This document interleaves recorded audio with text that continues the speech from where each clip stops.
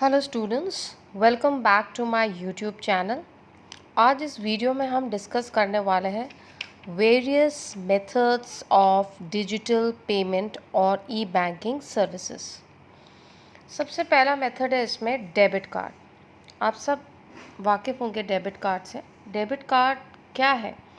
Debit card is a plastic card which is used by the account holder to make payments without any physical exchange of money.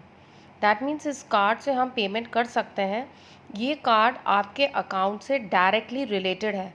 आप जिस भी party को payment करना चाहते हैं, इस कार्ड को मशीन के ऊपर स्वाइप करने के बाद ऑटोमेटिकली पैसा आपके अकाउंट से उस मर्चेंट के अकाउंट में ट्रांसफ़र हो जाता है। It is issued by the bank to the account holder.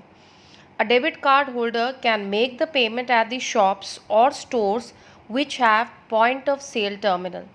Point of sale terminal का मतलब होता है, point of sale terminal is an electronic device which is used to process the card payment at retail locations.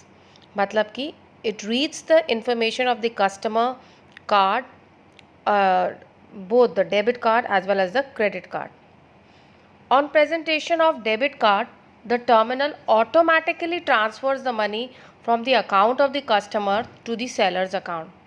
A debit card holder can pay up to the amount of balance in their account with the debit card issuing bank. जितना आपके account में है उसी limit तक आप पैसे को merchant के अकाउंट में ट्रांसफ़र करते सकते हैं, not more than that. Next is your credit card. ये भी एक तरीके का प्लास्टिक कार्ड है, but it has no relation with your account. ये क्रेडिट लिमिट बैंक सेट करती है, उसके हिसाब से आपको परमिट किया जाता है कि आप किस एक्सटेंट तक इस लिमिट को यूज़ करके पेमेंट कर सकते हैं। Credit card again is a plastic card which is issued by the bank to its customers. This card shows all the details कि कस्टमर का क्या नाम है, उसकी सिग्नेचर, उसका इशू डेट, उसकी एक्सपायरी डेट और इशूइंग बैंक का नाम भी उस कार्ड के ऊपर लिखा रहता है। The bank allows the customer to use this credit card up to the maximum credit limit which has been set by the bank and then make the payment on the due date. जब भी due date है, आपने जितनी भी credit limit use की है उसके हिसाब से आपको बैंक को पेमेंट करना पड़ेगा। In case the customer fails to make the payment within the due date के अंदर अगर कस्टमर ने बैंक को पेमेंट नहीं किया, then in that case the interest on the amount used along with the late fee is charged to the customer. Credit limit of the customer depends upon his credit worthiness. कितनी credit limit bank ने fix की है वो depend करता है customer की credit worthiness पर, उसकी रेपुटेशन पर, उसकी गुडविल पर। तीसरा हमारा आता है national electronic fund transfer, NEFT. It is a mode of transferring the funds from one bank to either other branch of the same bank or to another bank through e-banking. That means using your internet facility. Electronic fund transfer है ये। NEFT functions on net basis, which means कि यहाँ पर transactions का settlement regular basis पर नहीं होता है। The settlement of transaction processed are done on regular intervals. That means all the transactions will be held up until a specified time. 1-to-1 basis पर यहाँ पर ट्रांजेक्शन्स एग्जीक्यूट नहीं होते। यहाँ पर ट्रांजेक्शन्स को बंच में सेटल किया जा सकता है। जैसे कि वीकडेज में ट्रांसफ़र्स जो होते हैं वो सेटल होते हैं फिक्स टाइम पर, 9:30, 10:30, 12, 1, after that 3 o'clock and so on. और सैटरडे को हमारा लास्ट ट्रांसफ़र रहता है 13 आवर्स पर। That 13 hours means 1 o'clock. No transfer और settlement takes place on Sundays. Sundays को किसी भी तरीके का ट्रांसफ़र नहीं होगा। नेक्स्ट इज़ योर, और one more important thing, that there is no specified amount, the limit is not settled for NEFT. जैसे कि हमारी RTGS के लिए एक मिनिमम ट्रांजैक्शन वैल्यू फिक्स की गई है, but there is no minimum value fixed for NEFT. that is your electronic fund transfer amount. No amount is fixed for NEFT. That funds are directly transferred from one account to another account electronically. Next is your RTGS, real time gross settlement. Again ये भी एक electronic transfer का system है where funds are transferred through using your internet facility. In this system, the funds are transferred from one bank to another on real time and on gross basis. मतलब कि real time का मतलब है transactions are processed as soon as the instructions are received from the customer. जैसे ही customer से instructions मिलते हैं उसी वक्त ट्रांजैक्शन का एग्जीक्यूशन हो जाता है. And gross basis means transactions are settled on one to one basis. यहाँ पर ट्रांजैक्शंस की बंचिंग नहीं होती. One to one at a time, one to one basis the transactions are executed. RTGS transactions are also processed during RTGS business hours, and they are processed and they are settled simultaneously without bunching them. That means यहाँ पर किसी भी तरीके का waiting time नहीं होता. There is no waiting time for the RTGS payment. And the minimum transaction value of RTGS is ₹2 lakh. Very important point. That means the fund transfer, it is actually a fund transfer system where transfer of money or securities takes place from one bank to another bank on real time and gross basis. यहाँ पर एक बार payment होने के बाद the payment would be final and irrevocable. Bank आपको ये service दे रही है तो उसके लिए फ़ीस चार्ज करेगी और उसके लिए RBI ने अपर लिमिट फिक्स कर दी है. यहाँ पर this electronic system is completely controlled by RBI. कोई यहाँ पर फिज़िकल एक्सचेंज ऑफ मनी नहीं हो रहा है. फ़ंड को इलेक्ट्रॉनिकली एक अकाउंट से दूसरे अकाउंट में ट्रांसफ़र किया जा रहा है. अगला आता आपका automatic teller machine. Automatic teller machine क्या है? It is a computerised telecommunication device which is enabling the user for various functions. That means it can enable a user to withdraw cash, to deposit check, to find balance in the account, to transfer funds to the other accounts, or request for a mini bank statement if you want so. So without a teller, this machine works for the individuals who want to access the bank facilities. Automatic teller machine is a mechanical automatic teller which do the teller's job 24 hours a day at less than half of the cost of human tellers. Bank में आपको human tailors खड़ा करने पड़ेंगे, उनको salary देनी पड़ेगी, पर ये जो मशीन है आपके लिए 24 घंटे काम कर रही है with quickness, doing multiple task for the individuals who wants to have an access to the bank.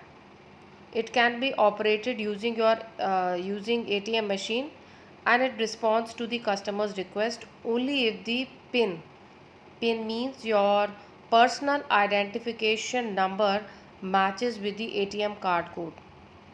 That means ATM are mechanical tellers who are working for the customers for 24 hours a day and 365 days in a year. और सबसे आखिरी में आता है आपका ई cash और digital cash. बिल्कुल नया कंसेप्ट है ऑनलाइन पेमेंट सिस्टम में. This is also used over internet, email और पर्सनल कंप्यूटर और ऑन मोबाइल. ये इसका जो वर्किंग है डिजिटल कैश की बिल्कुल सिमिलर है इलेक्ट्रॉनिक फ़ंड ट्रांसफ़र से. The user who is using this system must have the E cash software program, for example your Paytm, and he must also have the bank account, eCash bank account, from where the eCash can be withdrawn or deposited. दो चीज़ें चाहिए, eCash software program as well as eCash bank account. अब हमने सारे पढ़े कितने methods हैं digital payment में और ई बैंकिंग में. उसके बाद हम देखते हैं कि इस ई बैंकिंग सिस्टम के क्या बेनिफिट्स हैं कस्टमर्स को और क्या बेनिफिट्स हैं बैंक्स को. सबसे पहला पॉइंट बोलता है digital payment and transparency. That means इसके साथ this E banking system promotes transparency in financial statements. मतलब कि any time we can see the details of our transactions. Such details are maintained with the bank. कितना amount का transfer हुआ है, कौन सी party के साथ हुआ है, किसने ट्रांसफ़र किया है, everything is transparent in the eyes, everything is visible, everything can be shown to the customer who are trying to access these facilities with the bank. Next is your 24/7। ये बोलता है कि ई बैंकिंग फैसिलिटी आपको 24 घंटे services देती है, 365 days. That means the customers can have the access to the bank. Convenience says कि customers can make transactions any time. Office से घर जा रहे हैं, घर से ऑफिस जा रहे हैं, मोबाइल पर बैठ करके आपने अपनी ई बैंकिंग फैसिलिटी को एक्सेस कर सकते हैं। Next is your financial discipline. It says that e-banking inculcates a sense of financial discipline by recording each and every transaction. That means एक एक transactions की date wise entry records में की जाती है, जिसके कारण से इन डेट वाइज रिकॉर्ड में हम देखते हुए देख सकते हैं कि हर ट्रांजैक्शन ऑथेंटिक ट्रांजैक्शन है जो कि रिकॉर्ड किया गया है बैंक के द्वारा। और किसी भी ट्रांजैक्शन से रिलेटेड अगर हम कोई जानकारी लेना चाहते हैं तो बैंक से जाकर के ले सकते हैं। Next is your unlimited access. ये बोलता है कि ई बैंकिंग फैसिलिटीज़ कस्टमर्स को ग्रेटर सेटिस्फैक्शन दे रही हैं because now they can have unlimited access to the bank. They do not need to visit the bank to access the facilities of the bank. That means the bank facilities are not limited by the walls of the branches. Anytime, any place, anywhere they can have the access to the bank. Even on holidays, Gandhi Jayanti है, that is 2nd October है, 15th August है, although the bank may be closed but still you can have an access to the bank. और सबसे आखिरी point आपका बोलता है less risk. इस सिस्टम के द्वारा कस्टमर्स को ग्रेटर सिक्योरिटी मिल गई है क्योंकि अब उनको कैश लेकर के ट्रैवल करना एक जगह से दूसरी जगह ज़रूरत नहीं है। All that they can transfer the funds electronically from one place to another place.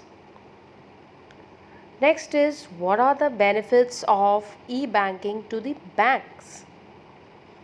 E banking system के कारण बैंक्स को कॉम्पिटिटिव एडवांटेज मिल गई है।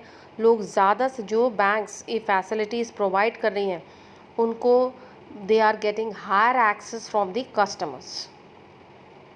And e banking facilities are providing unlimited network to the banks. That means it is not limited to the number of branches. सिर्फ एक PC चाहिए which is connected to your modem or a telephone and you can provide a cash withdrawal needs of the customers. और सबसे आखिरी में आपका जो point आता है that is the load on branches have been reduced